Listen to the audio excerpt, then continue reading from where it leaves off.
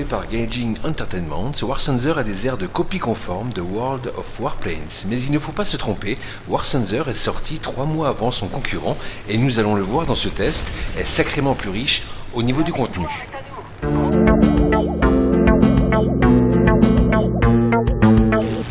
Commençons par ce qui est commun dans les deux titres et la partie qui attire immédiatement la majorité des joueurs, c'est-à-dire les combats aériens multijoueurs. Après un rapide didacticiel, vous prenez les commandes de votre avion et vous vous retrouvez immédiatement dans le feu de l'action. Votre objectif sera avant toute chose de détruire les cibles terrestres de la faction adverse, mais c'est sans compter sur les pilotes ennemis qui ont la ferme intention de vous en empêcher et de réaliser le même objectif. C'est grâce à une bonne stratégie de groupe et une adresse au pilotage que vous mènerez votre équipe à la victoire. Les matchs entre joueurs peuvent être réalisés en mode arcade, qui dispose de tous les éléments visuels d'aide au ciblage, également la possibilité d'avoir 2 avions supplémentaires si vous mourrez en cours de partie. Les modes bataille historique et bataille réelle complète ajoutent une dimension roleplay supplémentaire au jeu, mais aussi énormément de difficultés tant pour le ciblage que pour le pilotage en lui-même. À la fin de chaque partie, vous cumulez des points d'expérience qui servent à améliorer vos avions, en obtenir d'autres beaucoup plus puissants, mais aussi à augmenter vos propres compétences de pilotage.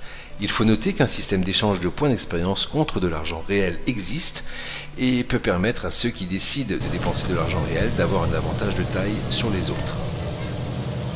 War Thunder propose également une campagne solo ou en coopération, retraçant les célèbres batailles de la Seconde Guerre mondiale, vous plongeant dans des moments épiques de l'histoire.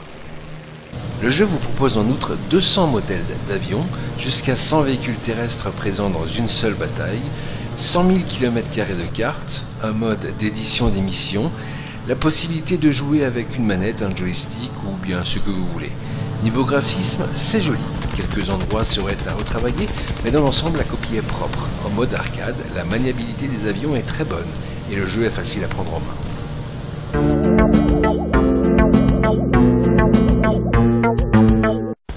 En conclusion, pour un jeu en free-to-play, War Thunder est sacrément complet et très bien réalisé.